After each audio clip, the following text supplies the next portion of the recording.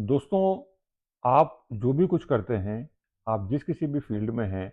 एक सबसे इम्पोर्टेंट चीज़ जो होती है, वो होती है कम्युनिकेशन। और यही एकमात्र ऐसी चीज़ होती है जिसके माध्यम से आप अपने आप को एस्टेब्लिश करते हैं और आपके ऑडियंस के साथ, आपके परिवार वालों के साथ, आपके दोस्तों के साथ या आपके ऑफ़िस में आप अपने आप को एक प्रोमिनेंट व्यक्ति के रूप में एक अपनी आइडेंटिटी बनाते हैं। अब यहाँ पर मैं आपके साथ में दोस्तों 2 किस्से शेयर करूँगा जो अभी रिसेंटली मेरे साथ में हुए।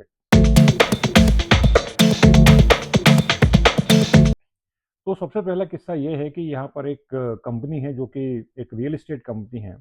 और वहाँ से हमको एक कॉल आया कि आप क्या घर देख रहे हैं? आइए हम आपको दिखाते हैं, हमारे पास में 2 बीएचके है, 3 बीएचके है।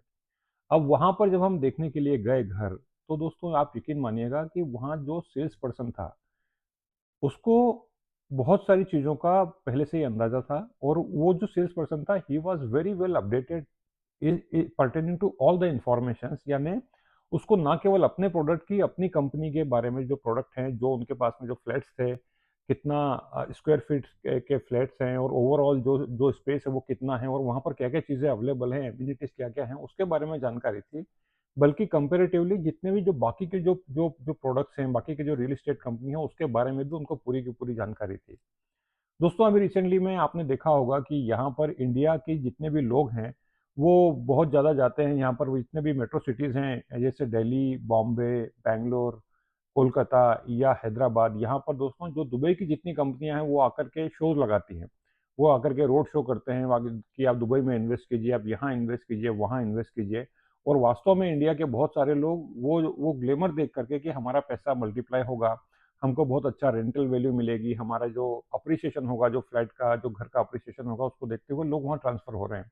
लेकिन यहाँ पर रियल एस्टेट कंपनी और कस्टमर के बीच में एक सबसे इम्पोर्टेंट जो लिंक होता है, वो होता है उस सेल्स पर्सन का या उस एजेंसी का जो उनके लिए कस्टमर लेकर के आती है। तो यहाँ पर ये दोस्तों ये जो डिफरेंशिएशन की हम मैं आपसे बात कर रहा हूँ कि यहाँ पर वो जो सेल्स पर्सन था, उसने जिस तरीके से 1, 2, 3, 4, 5, 6 सारी की सारी information, and he was very well prepared.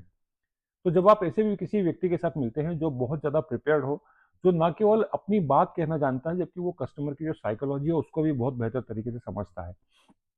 तो आप उस समय में जब वो आपके साथ में सारे प्रोडक्ट के डिटेल्स शेयर कर रहा होता है और उसकी सारी निटी-ग्रिटीज़ जब वो शेयर कर रहा होता है, तो बहुत सारे कस्टमर ऐसे होते हैं, जिनके जो क्वेश्चन्स होते हैं, जो सवाल होते हैं, उनको जवाब उनको उस समय मिल जाते हैं, जब वो अपनी चीज़ों की डिटेलिंग कर रहा होता है।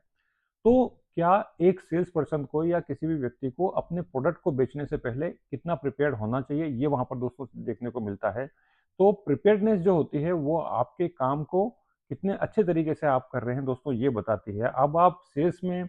चाहे आप सेल्स में किसी भी इंडस्ट्री में हों, लेकिन अगर आपको सबसे पहली चीज़ ये है कि आपको अपने प्रोडक्ट के बारे में इन्फॉर्मेशन या नॉलेज है या नहीं है।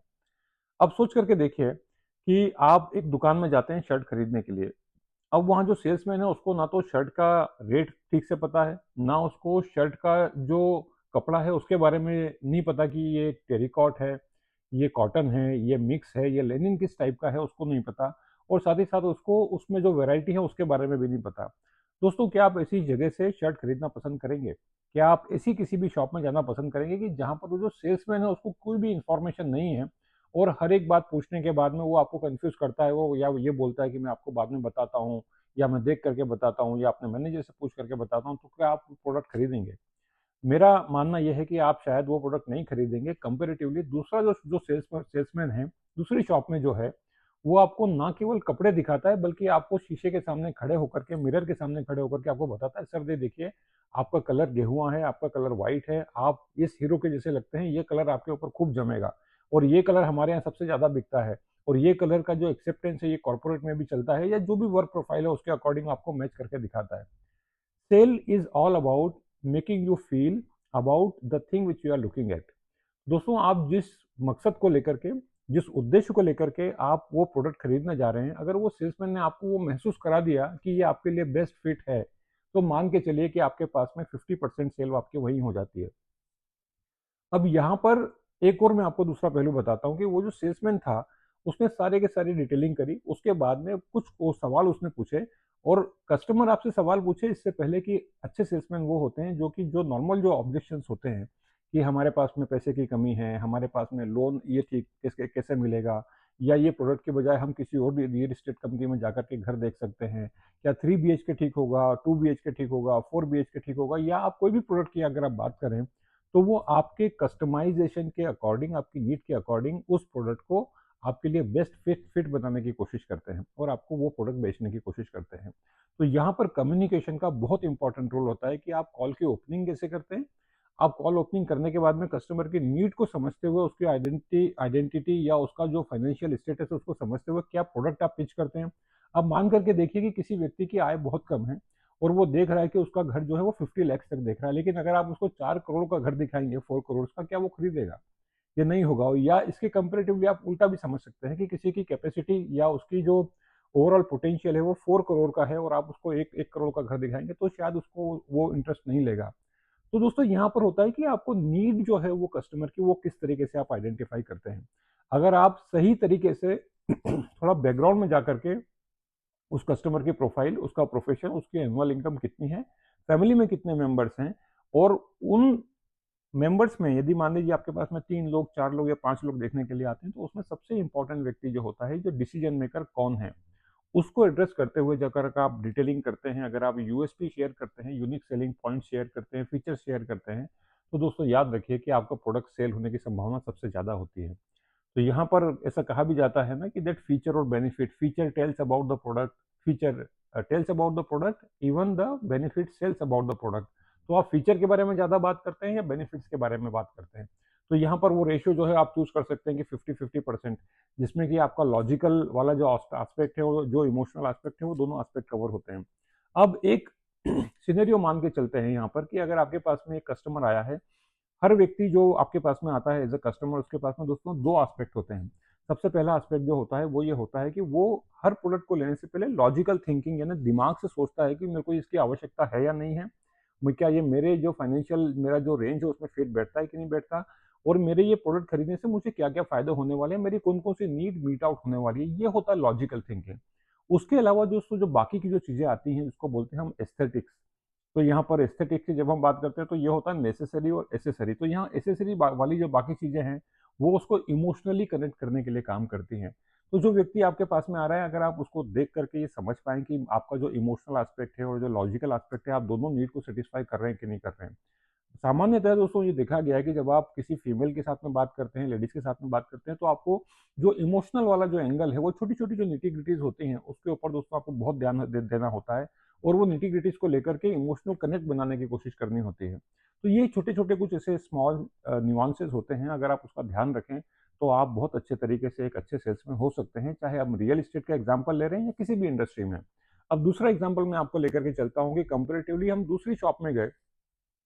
जहाँ पर जो सेल्समैन था वो हमको ठीक तरीके से एक्सप्लेन नहीं कर रहा था, और शायद उसके बहुत सारे जो वर्ड्स थे उसका प्रोनाउंसिएशन ठीक नहीं था। हमको समझ में नहीं आ रहा था कि वो बताना क्या चाह रहा है, और जो प्रोडक्ट है उसके बारे में ठीक से बात नहीं कर रहा था। उसको अपने प्रोडक्ट के बारे में पूरी नॉलेज नहीं थी कि ये कब तक तैयार हो जाएगा, ये प्लान क्या है इसका, इसका रेरा अप्रूवल है या नहीं है, इसकी टोटल ओवरऑल कॉस्ट कितनी है, इसमें कितना डिस्काउंटिंग हो सकती है। यानी he was not at all prepared. वो हर चीज़ के लिए मैं अपने मैनेजर से पूछ के बताऊंगा, इसके बारे में तो मैं आपको अगले महीने बता पाऊंगा। तो दोस्तों ये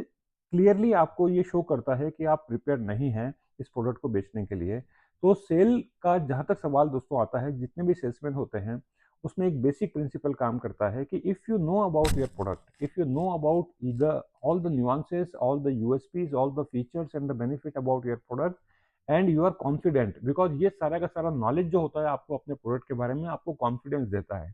and sales is all about transferring that confidence into the customer, जिसको कि आप प्रोडक्ट बेच रहे हैं। अगर आप ये सक्सेसफुली कर पाते हैं तो आप दोस्तों एक बहुत सक्सेसफुल सेल्समैन बन सकते हैं। तो दोस्तों ये तो कुछ एग्जांपल्स मैंने आपको दिए रियल एस्टेट के, कि आप रियल एस्टेट कंपनी में काम कर रहे हैं या जितनी भी रियल एस्टेट कंपनी है। इसीलिए दोस्तों यहाँ पर ये होता है कि सबसे पहली चीज़ कि आप कस्टमर की लैंग्वेज समझिए। अगर वो कन्नड़ा में बात कर रहा है तो आपको कन्नड़ा में बात करनी पड़ेगी, अगर वो इंग्लिश में बात कर रहा है तो आपको इंग्लिश में बात करनी पड़ेगी। आपको ये पता करने पड़ेगा कि उन जितने भी लोग आपके साथ सामने बैठे हुए हैं उनमें 2-3 लोग कौन हैं, या उनमें से मेन पर्सन कौन है जो डिसीजन मेकर है, ताकि आप जब भी उससे बात करें या डिटेलिंग करें तो आप उसकी तरफ कनेक्शन बनाते हुए करें।